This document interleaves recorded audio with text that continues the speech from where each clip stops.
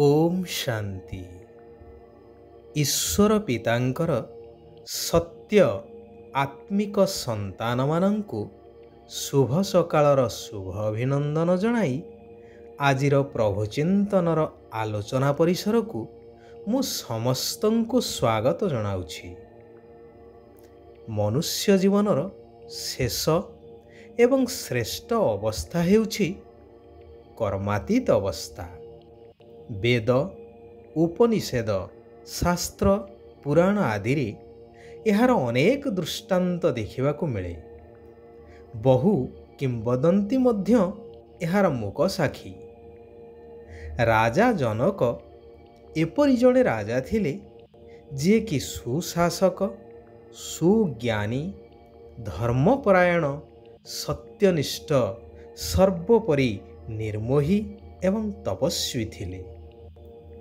ଗୃହସ୍ଥୀ ହୋଇ ମଧ୍ୟ ମୁନି ଋଷି ତାଙ୍କୁ ସମ୍ମାନ ପ୍ରଦାନ କରୁଥିଲେ, କାରଣ ସଂସାର ପ୍ରତି ତାଙ୍କର ତିଳେ ମଧ୍ୟ ମୋହ ନଥିଲା। ସେଥିପାଇଁ ତାଙ୍କୁ ମୋହଜିତ ରାଜା ବୋଲି ମଧ୍ୟ କୁହାଯାଏ। ସେ ଜାଣିଥିଲେ ଏଇ ମୋହ ଅହଙ୍କାର ହିଁ ସକଳ ଦୁଃଖର କାରଣ।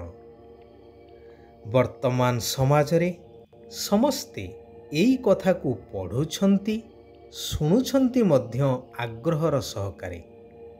ପରନ୍ତୁ ଏଇ ସାମାନ୍ୟ କଥାକୁ ବୁଝି ନିଜ ଜୀବନରେ ଧାରଣ କରିବା ପାଇଁ ତାଙ୍କ ପାଖରେ ଶକ୍ତି ନାହିଁ। ସେଥିପାଇଁ ପ୍ରତି ମୁହୂର୍ତ୍ତରେ ପରସ୍ପରକୁ ଦୁଃଖ ଦେଇ ଚାଲିଛନ୍ତି। ଦିନକୁ ଦିନ ଦୁନିଆ ଆହୁରି ପତିତ, ଭ୍ରଷ୍ଟ, ନିମ୍ନଗାମୀ ହୋଇ ଚାଲିଛି। ମୁଁ ସର୍ବସ୍ୱ ଦୁନିଆରେ ସମସ୍ତେ ମୁଁ ରାକ୍ଷସର କବଳିତ। ନିରାକାର ଶିବ ପିତା କହୁଛନ୍ତି, ମଧୁର ଆତ୍ମିକ ସନ୍ତାନଗଣ, ଏଇ ପୁରୁଣା ଦେହ ଏବଂ ଦେହର ସମ୍ବନ୍ଧୀ ଯେଉଁମାନେ କି ପରସ୍ପର ଦୁଃଖଦାୟୀ ଅଟନ୍ତି, ସେମାନଙ୍କୁ ଭୁଲି ଏକମାତ୍ର ବିଦେହୀ ନିରାକାର ଈଶ୍ୱର ପିତାଙ୍କୁ ମନେ ପକେଇ ଚାଲ। ତାଙ୍କର ଶ୍ରୀମତ ଅନୁସାରେ ଚାଲ। ମନମତ, ପରମତ, ଶାସ୍ତ୍ରମତ, ଗୁରୁମତ ଆଦିରେ ଦ୍ୱାପର ଯୁଗରୁ ଚାଲି ଆସିଛ ଏବଂ ତାହାର ଫଳ ଆଜି ସମସ୍ତ ବିଶ୍ୱବାସୀ ଭୋଗ କରୁଛନ୍ତି। ଏ ବିଷୟରେ ଆଲୋଚନା କରିବାର ମଧ୍ୟ ଆବଶ୍ୟକତା ନାହିଁ, କାରଣ ସମସ୍ତେ ଏହାର ଅନୁଭବୀ।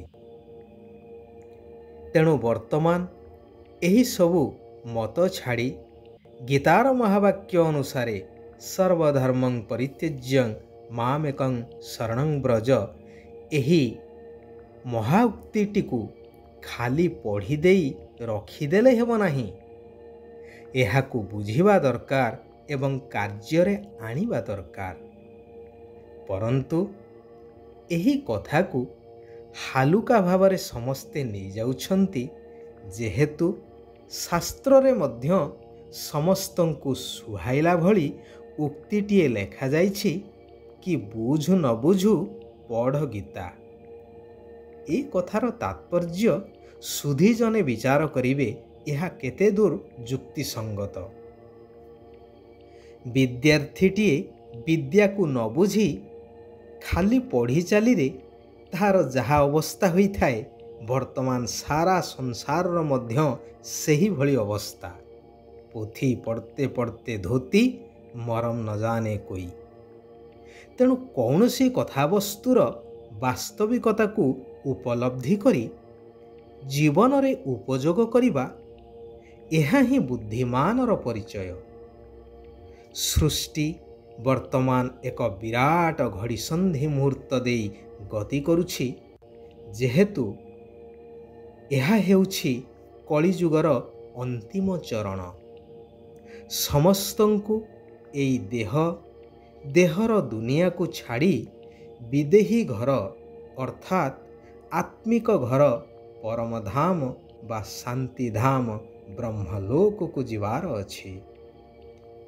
ନିରାକାର ପରମାତ୍ମା ପିତା ଆସିଛନ୍ତି ସମସ୍ତଙ୍କୁ ଆତ୍ମଜ୍ଞାନ ଦ୍ୱାରା କର୍ମାତୀତ ଅବସ୍ଥା କରାଇ ନିଜ ସାଥିରେ ମୂଳ ଆତ୍ମିକ ଘରକୁ ନେଇଯିବା ପାଇଁ।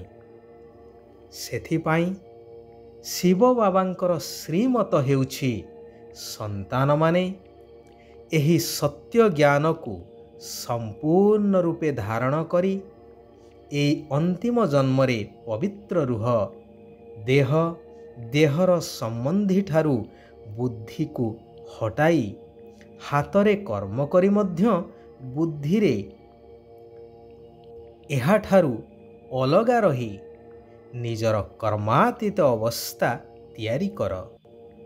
ତେବେ ଜନ୍ମ ଜନ୍ମାନ୍ତରର ବିକର୍ମ ପାପ ଆଦି ଭସ୍ମ ଯାଇ ତୁମେ ଶିବ ବାବାଙ୍କ ସହିତ ବ୍ରହ୍ମଲୋକ ଘରକୁ ଫେରି ଯାଇପାରିବ।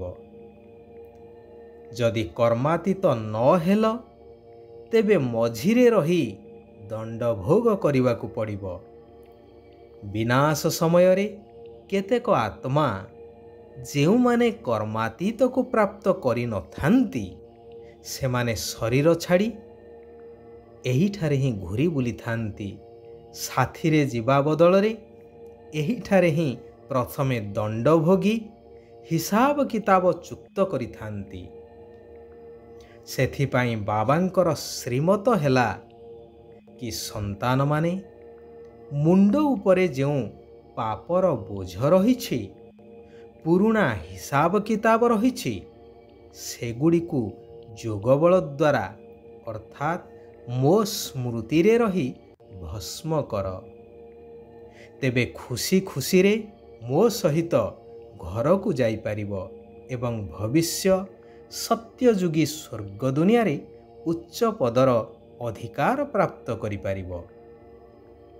ମୁଖ୍ୟ କଥା ହେଉଛି ବୁଦ୍ଧିରୁ ସମ୍ପୂର୍ଣ୍ଣ ରୂପେ ଭଗବାନ ସର୍ବବ୍ୟାପୀ ଏହି ମିଥ୍ୟା ଏବଂ ଗ୍ଲାନି କଥାକୁ ବାହାର କରିଦିଅ। ଯେଉଁମାନେ ବୁଦ୍ଧିମାନ ସେମାନେ ଏହି କଥାକୁ ବିଶ୍ଳେଷଣ କଲେ ଭଲ ଭାବରେ ଅନୁଭବ କରିପାରିବେ କି ପ୍ରକୃତରେ ଆମେମାନେ ଅନ୍ଧକାରରେ ଅଛୁ, କାରଣ ସର୍ବବ୍ୟାପୀର ଜ୍ଞାନ ଦ୍ୱାରା ସବୁକିଛି ଭୁଲ ବା ମିଛ ପ୍ରମାଣିତ ହୋଇଯାଉଛି।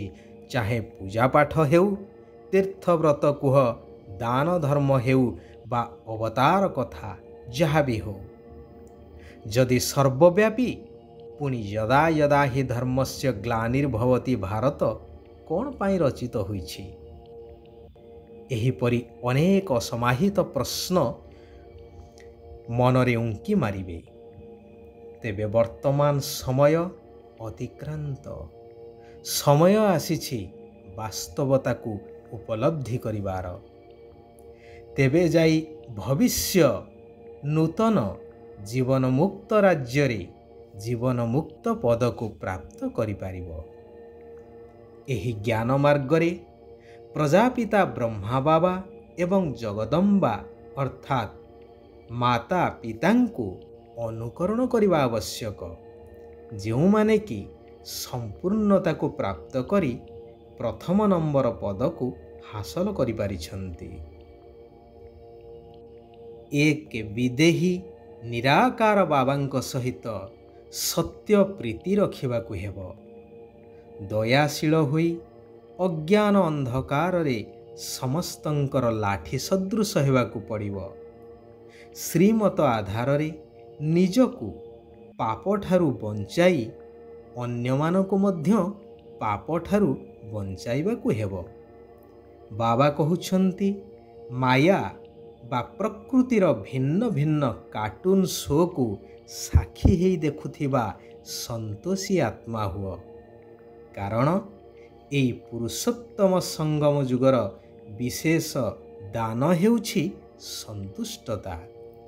ଏହି ସୃଷ୍ଟି ନାଟକରେ ପ୍ରତ୍ୟେକ ନିଜ ନିଜର ଅଭିନୟ କରୁଛନ୍ତି, ତେଣୁ ଏଥିରେ ଆଶ୍ଚର୍ଯ୍ୟ ହେବା ବା ଚିନ୍ତିତ ହେବା ବା ଦୁଃଖିତ ହେବାର ନାହିଁ। ଯେକୌଣସି ପ୍ରକାରର ତ୍ରୁଟିଠାରୁ ଊର୍ଦ୍ଧ୍ୱରେ ରହିବା ହିଁ ସମ୍ପୂର୍ଣ୍ଣତାକୁ ପ୍ରାପ୍ତ କରିବା ବା ସମ୍ପୂର୍ଣ୍ଣ ହେବା। ଆଚ୍ଛା, ଆଜି ପାଇଁ ଏଇଠାରେ ବିରାମ ନେବା।